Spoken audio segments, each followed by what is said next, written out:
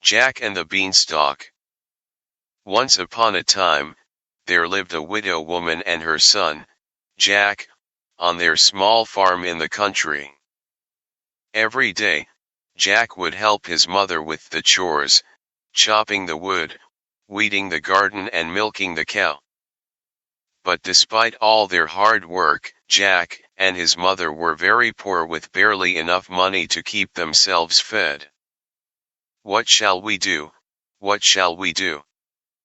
said the widow, one spring day. "We don't have enough money to buy seed for the farm this year. We must sell our cow, old Bess, and with the money buy enough seed to plant a good crop." "All right, mother," said Jack, "it's market day today.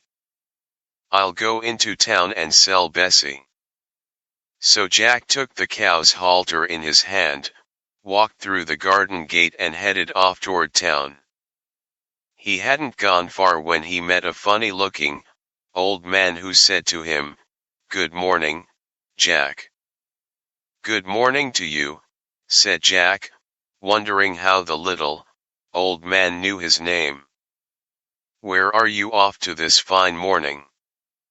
asked the man. "I'm going to market to sell our cow, Bessie." "Well, what a helpful son you are!" exclaimed the man. "I have a special deal for such a good boy like you." The little, old man looked around to make sure no one was watching and then opened his hand to show Jack what he held. "Beans?" asked Jack, looking a little confused. "3 magical bean seeds to be exact, young man. 1, 2, 3. So magical are they, that if you plant them overnight, by morning they grow right up to the sky," promised the funny little man. "And because you're such a good boy, they're all yours in trade for that old milking cow." "Really?" said Jack, "and you're quite sure they're magical?" "I am indeed. And if it doesn't turn out to be true, you can have your cow back." "Well, that sounds fair," said Jack, as he handed over Bessie's halter, pocketed the beans and headed back home to show his mother. "Back already, Jack?" asked his mother. "I see you haven't got old Bess, you've sold her so quickly. How much did you get for her?" Jack smiled and reached into his pocket. "Just look at these beans, mother, they're magical, plant them overnight and—" "What?" cried Jack's mother. "Oh, silly boy. How could you give away our milking cow for 3 measly beans?" And with that she did the worst thing Jack had ever seen her do.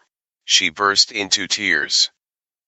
Jack ran upstairs to his little room in the attic, so sorry he was, and threw the beans angrily out the window thinking, "How could I have been so foolish? I've broken my mother's heart." After much tossing and turning, at last Jack dropped off to sleep. When Jack woke up the next morning, his room looked strange. The sun was shining into part of it like it normally did, and yet all the rest was quite dark and shady. So Jack jumped up and dressed himself and went to the window. And what do you think he saw? Why, the beans he had thrown out of the window into the garden had sprung up into a big beanstalk which went up and up and up until it reached the sky. Using the leaves and twisty vines like the rungs of a ladder, Jack climbed and climbed until at last, he reached the sky. And when he got there he found a long, broad road winding its way through the clouds to a tall, square castle off in the distance. Jack ran up the road toward the castle, and just as he reached it, the door swung open to reveal a horrible lady giant, with one great eye in the middle of her forehead. As soon as Jack saw her he turned to run away, but she caught him, and dragged him into the castle. "Don't be in such a hurry, I'm sure a growing boy like you would like a nice, big breakfast, said the great, big, tall woman. It's been so long since I got to make breakfast for a boy. Well, the lady giant wasn't such a bad sort, after all, even if she was a bit odd. She took Jack into the kitchen, and gave him a chunk of cheese and a glass of milk. But Jack had only taken a few bites when thump, thump, thump. The whole house began to tremble with the noise of someone coming. Goodness gracious me! It's my husband, said the giant woman, wringing her hands. What on earth shall I do? There's nothing he likes better than boys broiled on toast, and I haven't any bread left. Oh dear, I never should have let you stay for breakfast. Here, come quick and jump in here. And she hurried Jack into a large copper pot sitting beside the stove just as her husband, the giant, came in. He ducked inside the kitchen and said, I'm ready for my breakfast. I'm so hungry I could eat 3 cows. Ah, what's this I smell? Fee fi fofum. I smell the blood of an Englishman. Be he alive, or be he dead. I'll have his bones to grind my bread. Nonsense, dear, said his wife, we haven't had a boy for breakfast in years. Now you go and wash up, and by the time you come back your breakfast'll be ready for you. So the giant went off to tidy up. Jack was about to make a run for it when the woman stopped him. Wait until he's asleep, she said, he always has a little snooze after breakfast. Jack peeked out of the copper pot just as the giant returned to the kitchen carrying a basket filled with golden eggs and a sickly-looking, white hen. The giant poked the hen and growled, lay, and the hen laid an egg made of gold which the giant added to the basket. After his breakfast, the giant went to the closet and pulled out a golden harp with the face of a sad, young girl.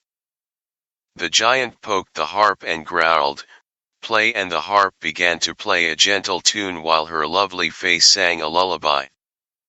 Then the giant began to nod his head and to snore until the house shook.